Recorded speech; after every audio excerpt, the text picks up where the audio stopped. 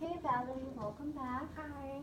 How are you? Good. How are you? I'm fine. So, this is our second session together, and I just wanted to touch upon confidentiality. I know we discussed it the first time, but I always have to remind you, what's said here stays here unless you want to hurt yourself or someone else. Then I have to speak to my supervisor about it. I know the last time we touched upon a couple of things, um, and basically let's just do a little recap. So you were having issues trying to become accustomed and getting your life back after being in a relationship with someone for 3 years. He cheated on you, and not only was that heartbreaking because it broke kind of your routine that you were used to being, his girlfriend, but also you were very much involved with his son, Mhm. who you knew since he was one, if I'm not Mhm. mistaken, and how much that affected you. We didn't get to touch upon that the last session, so those are some of the things that I want to, discuss. You taking the role of a stepmom, and also touch upon the anxiety, because I know when we ended the session, I had asked you to kind of think about situations where your anxiety might be triggered, and what do you do to kind of calm down.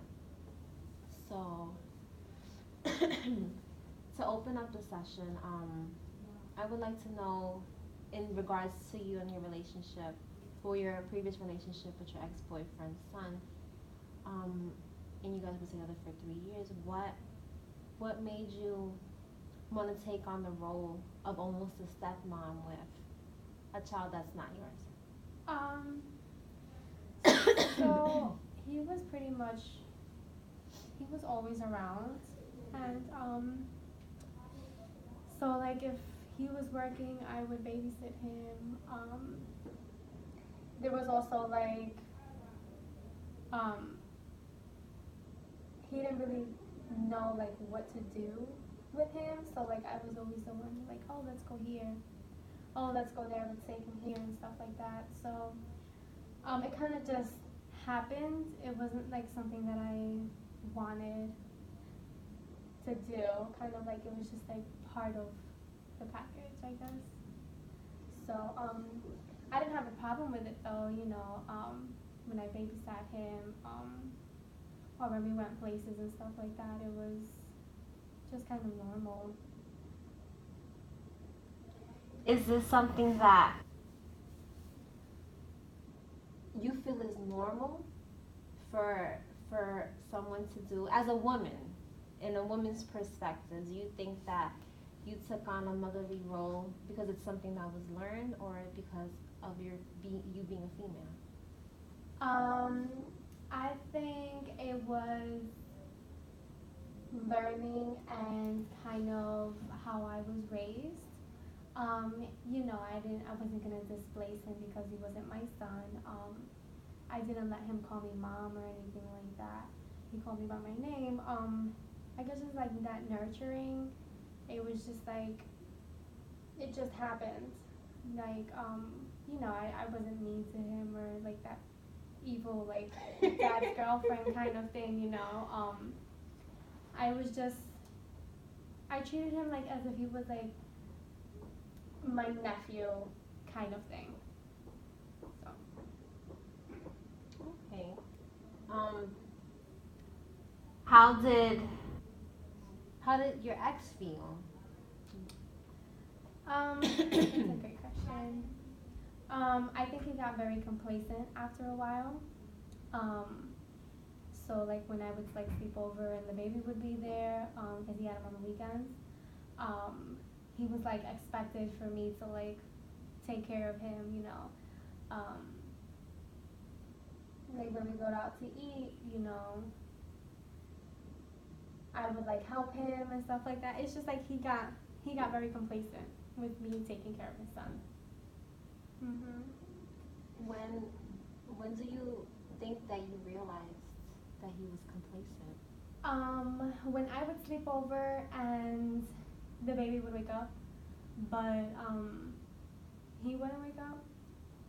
So I wasn't gonna leave the baby alone, so I would wake up. and I would be like, you need to get up because the baby's up or whatever, and he was just like, like whatever about it. So that's when I was just like, all right, like he's not my son, so you need to get it together, kind of thing. And so I stopped like sleeping over, or like I stopped being there when the baby was there, so I distanced myself. Did do you think that that affected the relationship, the distancing? Um, what do you mean? Distancing yourself from his son, like the change, because the change is, it sounds like it's evident. Did he ever make a remark, or did he ever ask why his son was around, why you wouldn't sleep over, or? He would become upset because he would want me to sleep over, but like I would just be like, I don't want to. Just I wanted to stay in my house, or like I wanted to be with my mom, or I was like with my sister. So I would just not. I'd just be like, oh, just come see you. Like I'll go see him and then I'll go back home. Like I wouldn't sleep over. Okay.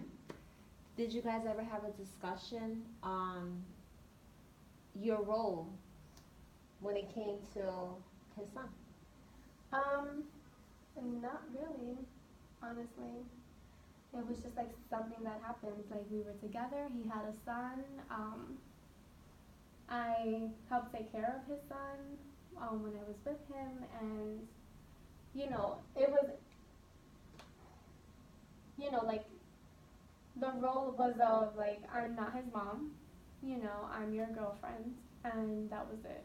Like it wasn't really like anything. Like I didn't want to be looked at as his mom either. Mm-hmm. So far, you basically you're a nurturing person. So just automatically being nurturing to his son, it was just something that was just natural to you. You'd sleep over and you'd wake up if he was awake, and you'd also plan the pretty much daily activities or routines when he was around. Not only that, but you were also babysitting, and Yeah. it didn't bother you because it was just something that. At first. Yeah. And then afterwards, it started bothering you because he was getting comfortable. Mm-hmm.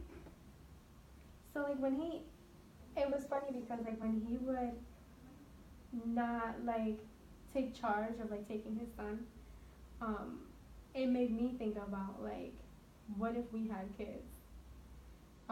Would you have me doing everything with the kids and not do anything? Or I can remember him being very petty about his son's haircut. So he would be like, why doesn't his mom go take him to get a haircut? And the kid was looking crazy. And I was just like, just take him. Like, it's not a big deal. Like, just take him to go get a haircut. And he, like, refused. And that kid was just like, he was looking, until I told him, I'm like, he looks like an orphan child. Like, he looks abandoned. He looks like he's like a little bum. And when I said that, he was bothered. But I was just like, this is the truth. And then I was like, well, if we had kids, are you going to let our son look a hot mess? And he got really offended or whatever. So like, I was just like, no. Like, I can't. That like really pushed me back a lot. So it seems like when it comes, and correct me if I'm wrong, when it came to addressing certain things with him, just for example, what you were saying about his son and you being honest about it, he seems like a person to get very defensive and kind of like a person that you might want to reserve certain things for. Yes. Without having him, get out of character. Were there other instances in the relationship where you might have not been your genuine self just to avoid? There were many times where I wasn't like my genuine self. and you know that pushed a lot of things like that. You know, for example, the holidays. I'm like the utmost like Christmas spirit, Christmas cheer person. I love decorating the Christmas tree. I love making Christmas cupcakes, Christmas cookies, like the whole like themed gingerbread houses, the whole nine. I think I have like Christmas spirit for like everybody. And he was completely like Christmas is whatever, like it's just a day.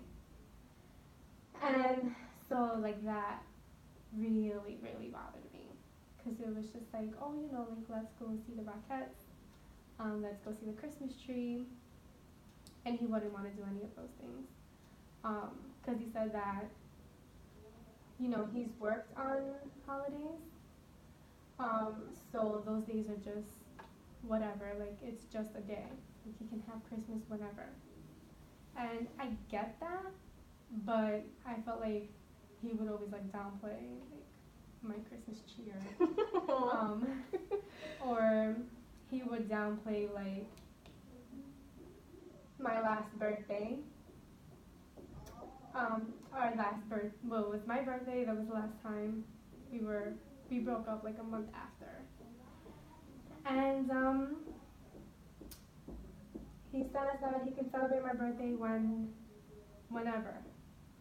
Um, I don't think that like that's my birthday. Um, you're gonna celebrate the day, you know, of my birthday. So he would be like, oh, I'm gonna take you out another day or whatever, and like his nonchalant about holidays and days, like he didn't really like that. He wasn't into that. How his nonchalantness towards the holidays and you know your birthday, was that something, because you guys were together for 3 years, was that something that you found out in the beginning or something that you found out or you started picking up on as the I relationship? started picking up along the way. So I think like our first Thanksgiving, you know, honestly, I think that, I don't know, I questioned what happened because I felt like he wasn't always like that. Like, I mean, I don't know, maybe because it was like a new relationship and everything was peachy in the beginning or whatever. So he was like all into that stuff. But as days went by, it was just like, as years went by, it was just like, what's going on? So I don't know if,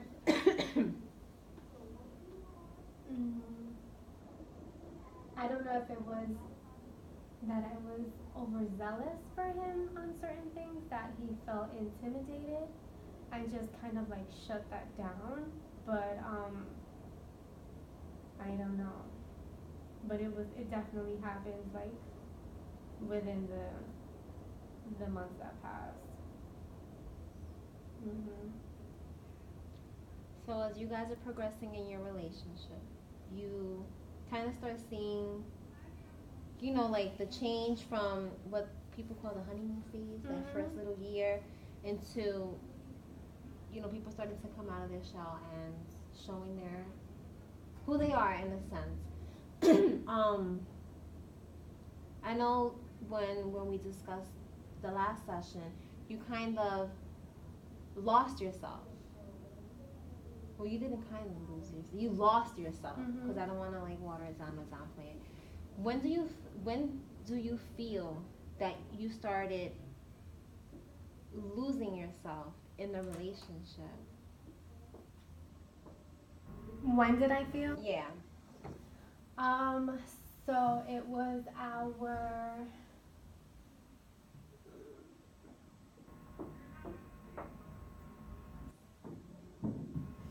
third going on fourth.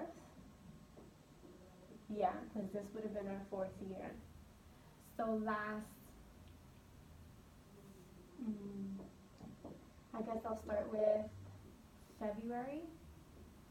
we went onto our Puerto Rico trip, which was amazing. We came back. April went by.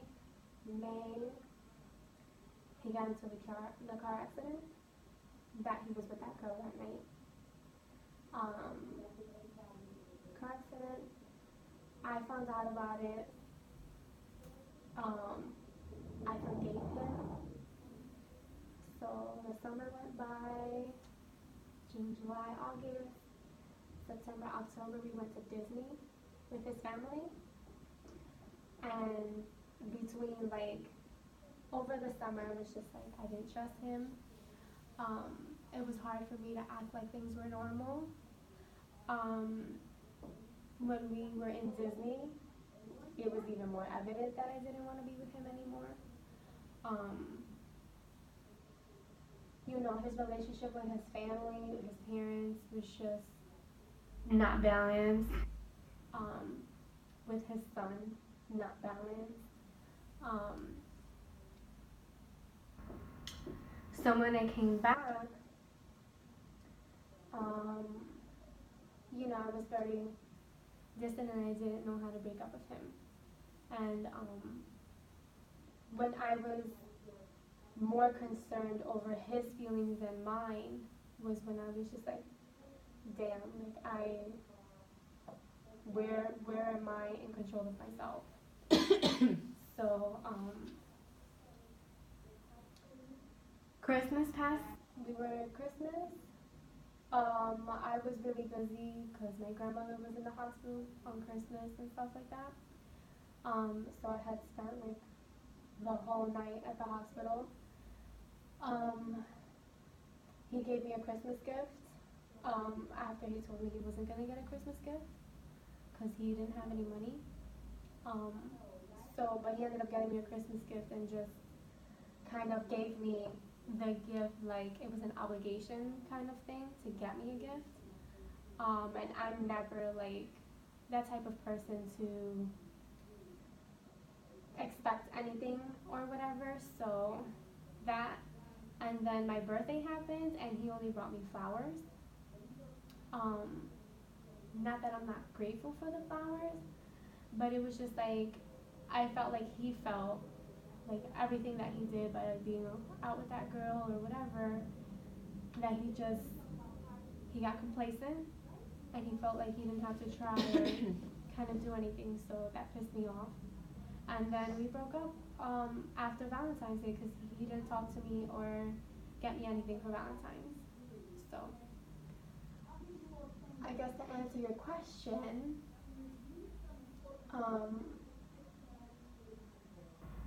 it was definitely when I came back from Disney in October where I felt I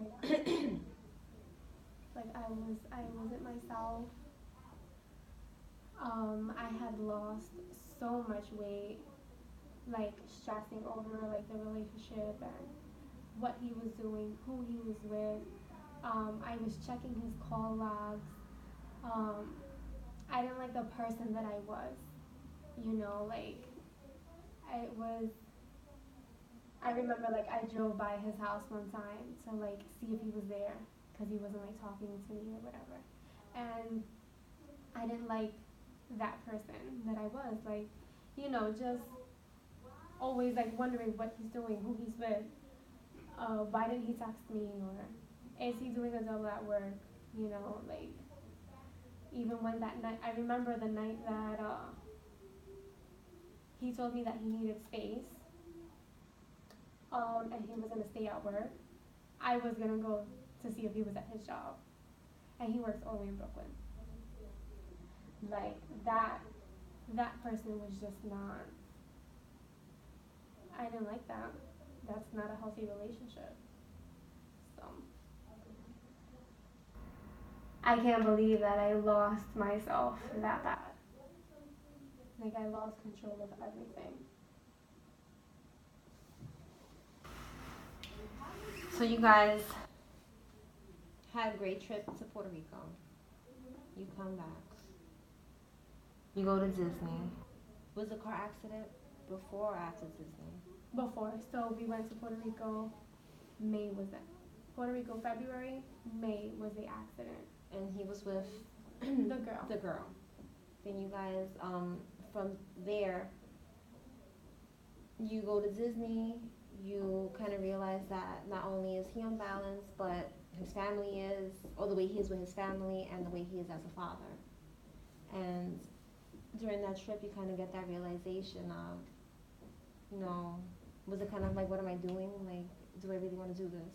Mm-hmm. And then from there on, you just kind of start losing yourself with being preoccupied. What is he doing? Mm-hmm. Where is he? Who is he talking to? Checking the logs, doing drive-bys, and it just, you're saying that you didn't like who that person was. Has that ever happened before? No. Do you think that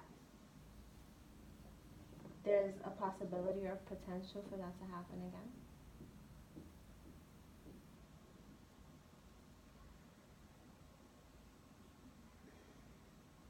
No. Because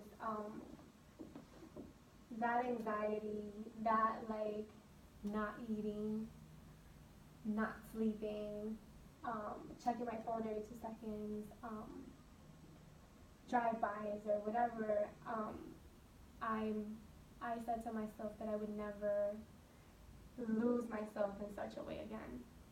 So like I felt like it was a learning experience, I guess, if you want to put it into positive perspectives, but I will never ever put myself that low again.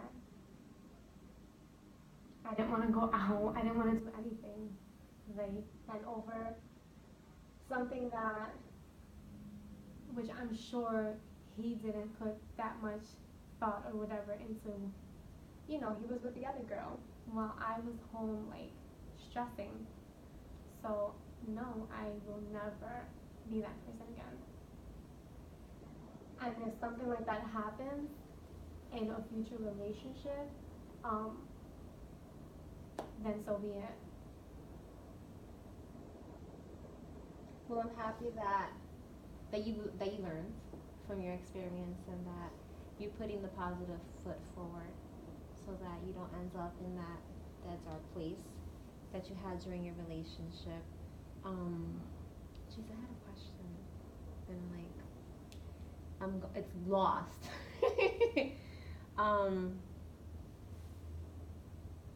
Wow. In regards to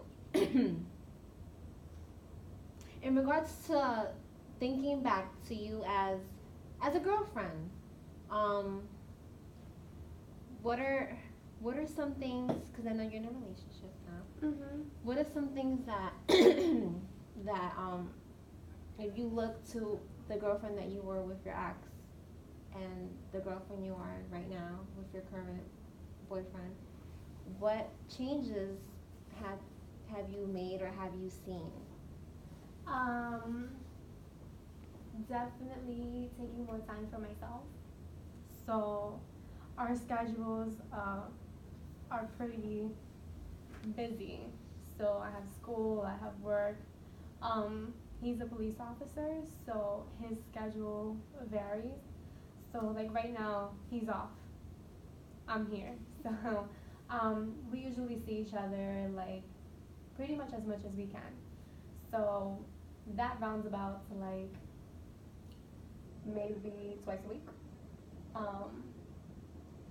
But we speak all day, literally texting all day. But I definitely take more time for myself, more time to be with my family.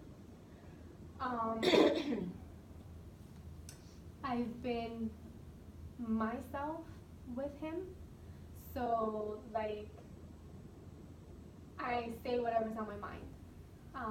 I don't shelter anything. The communication is great, you know. If I'm thinking about something and I can feel comfortable telling him whatever it is that's on my mind, and he's very receptive to it. He's very open to hearing it. He likes giving feedback if I need to say that I'm not happy with something or something is bothering me or whatever the case may be. Very open. So that would have to be something very different, that I'm more comfortable being my own person, and if they don't like it, then I'm okay with removing that. So that would have to be the only difference, and I think it's pretty big. It sounds like, compared to before, you're comfortable with being able to be honest without anyone getting upset, or avoiding, or just getting very into their feeling. Mm-hmm. As compared to what you were saying about your ex, that he would get upset if you were honest. Which reminded me of the question that I wanted to ask. When, with the car accident and you finding out he was with the girl, how did you address that? So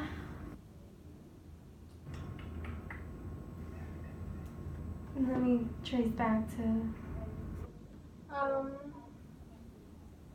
when he called me in the morning to tell me about the accident. I ended up going to his house, so I popped up on him, bawling out, crying. Why did you tell me? Are you okay? Super worried girlfriend. And I knew he lied to me because he told me 3 different stories. So first he was with his friend. Second, he was by himself. Third, no, his friends were there when it happened. The second one was that he was by himself. And the third was that there was somebody his friend was with him at the hospital. So I knew he was lying. When he texted me that he needed space, I didn't speak to him for that whole weekend. So I knew his schedule, so I knew when he was going to be home. So I popped up at his house. And I asked him if he was cheating or whatever. He admitted to it. And I was there sobbing like an abandoned puppy at the edge of his bed. I remember it like clear as day. Asking him, how can you do this to me? And the whole spiel, the whole 9 of, and he just laid there and was just looking at me, saying I'm sorry. But sorry wasn't enough for him to lie to me and whatever, and I had no words. I was just there sobbing, just crying.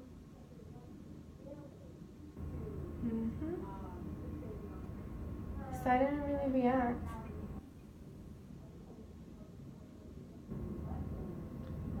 I'm sorry that you had to go through that.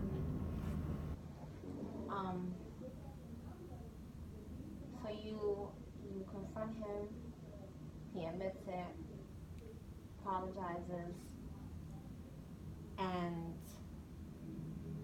you've already, from the beginning of the relationship to this point, you've already seen, the changes, the simple small things, like with the birthdays and holidays and all this stuff, that kind of wasn't, coinciding with you. It wasn't as, it sounds like it wasn't matching who you are.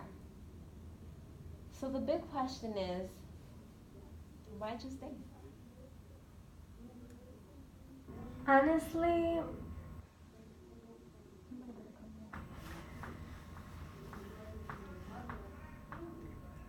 why did I stay?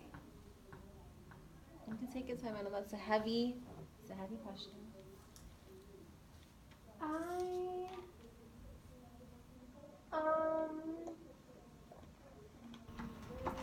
So, me being a female, I'm I'm 27. Um, in school and stuff. I felt like I needed to find the one, um, settle down, kind of begin my life. Well, not begin my life, but like have a home, start having kids, like this whole like stereotype slash stigma that is expected.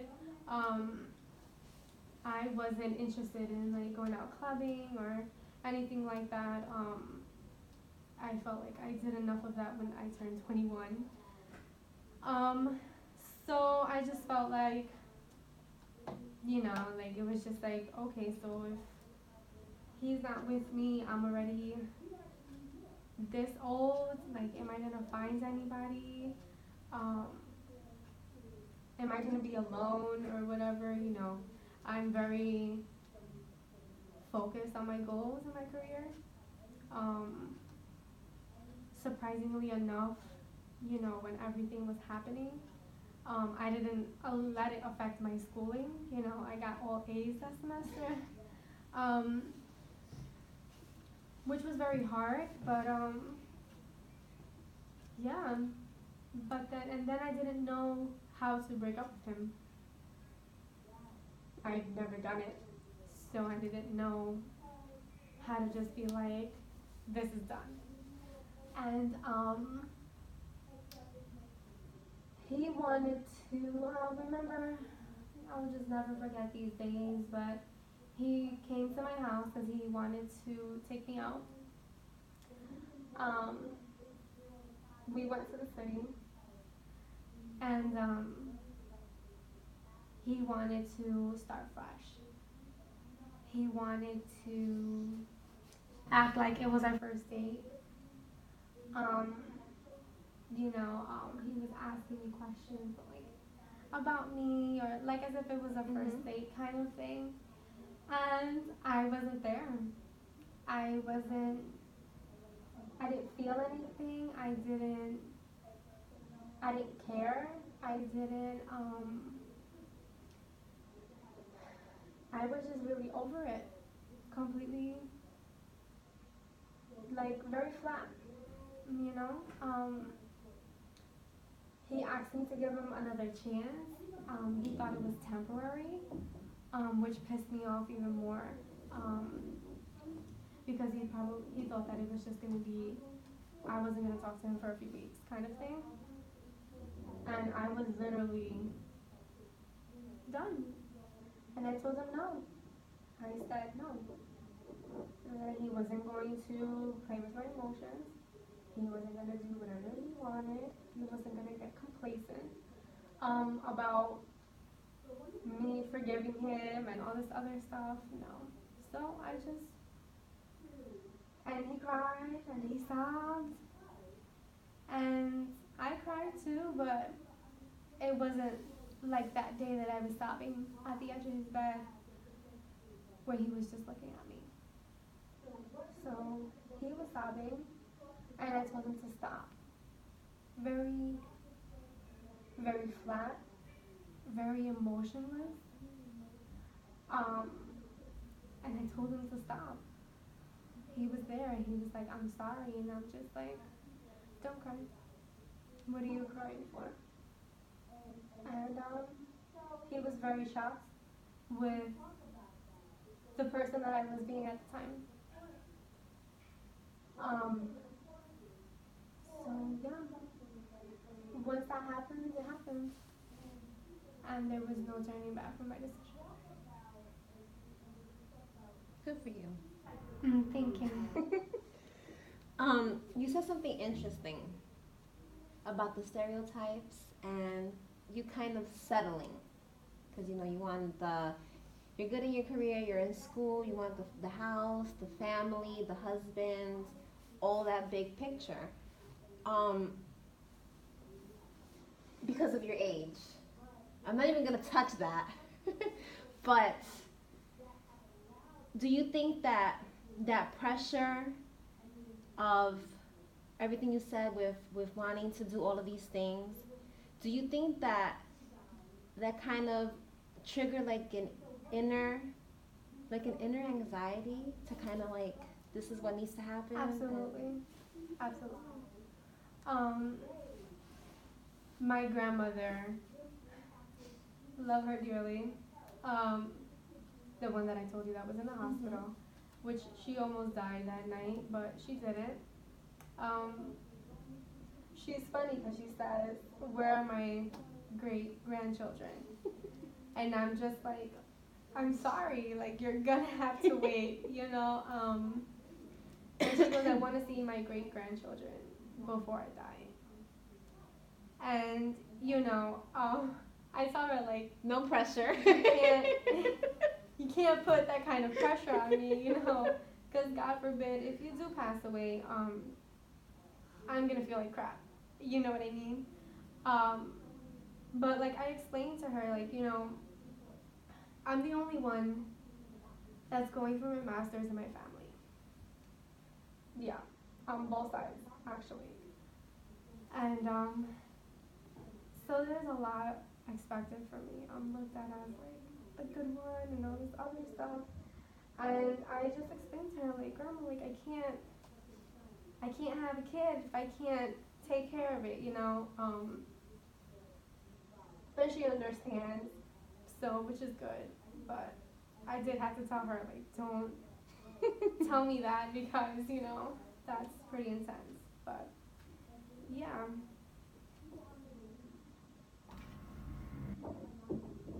No, I won't. I don't feel like I'm ready to have kids, and I won't until I'm done with my career. And my boyfriend now feels the same. Okay. So, Also, you guys discussed. We have and have not, because we're both very goal oriented, very focused on our careers.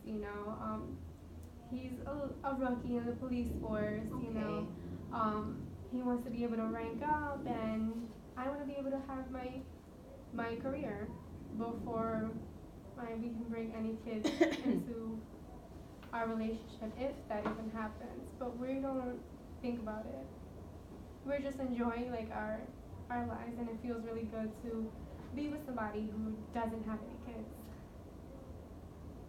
So it feels pretty great.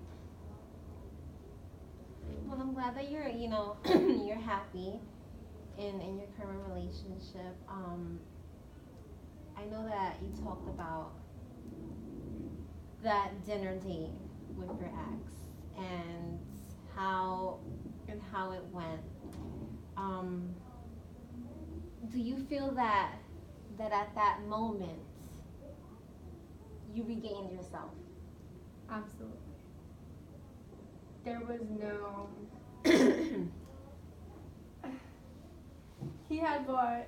It's funny now, but it wasn't funny then. He bought a Groupon to this like little French place in Soho.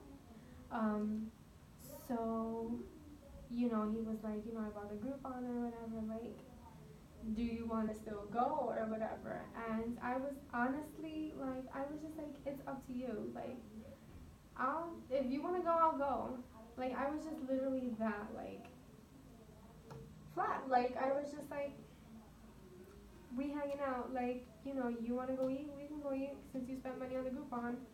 And he sat there and he was crying during dinner, and I was just like, if you're gonna be crying, like I felt like we switched roles, and I was just like, if you're gonna be crying, just take the food to go and take me home, and that's it. And I was just very, very flat throughout the whole dinner. It was such a mistake to go, but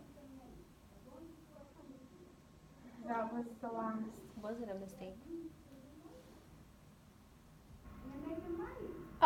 Going to dinner?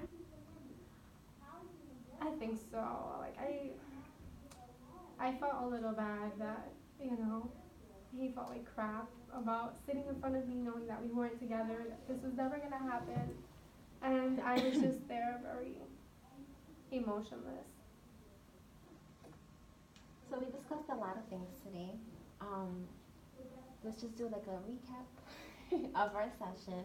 We talked about your role as a stepmom and how it's just in your nature to be nurturing, and the fact that your ex became very complacent.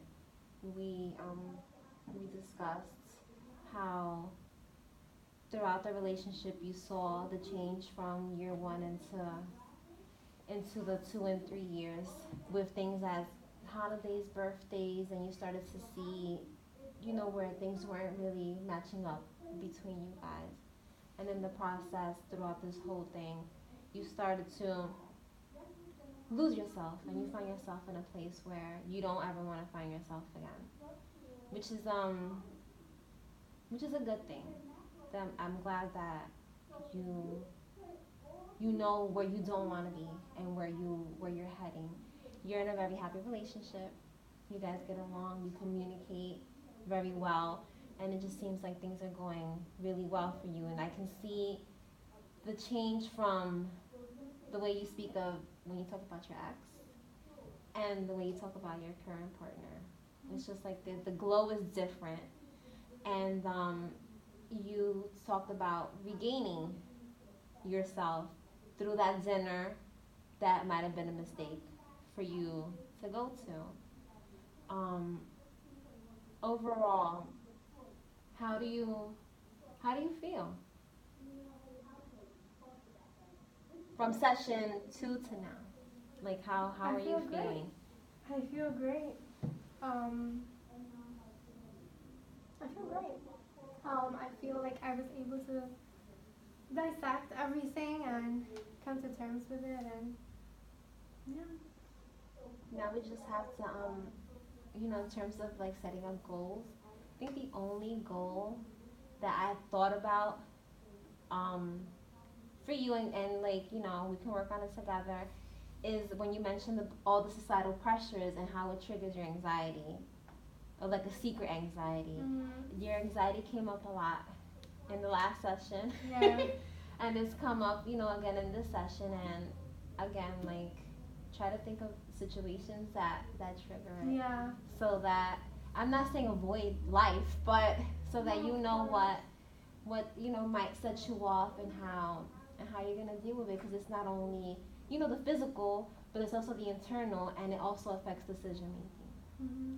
So you don't want to find yourself in a situation where you don't know what to do, or you're stuck in because of the anxiety that you might not know that's there, because it just creeps up on you. So I think, how do you feel about that goal? Just trying to find the triggers and working through them. I like it. Well, it was awesome having you back. Thank you. I hope you enjoyed our sessions. I did too. I did. And I hope you have a happy Thanksgiving. You too. Thank you. Thank you, Valerie.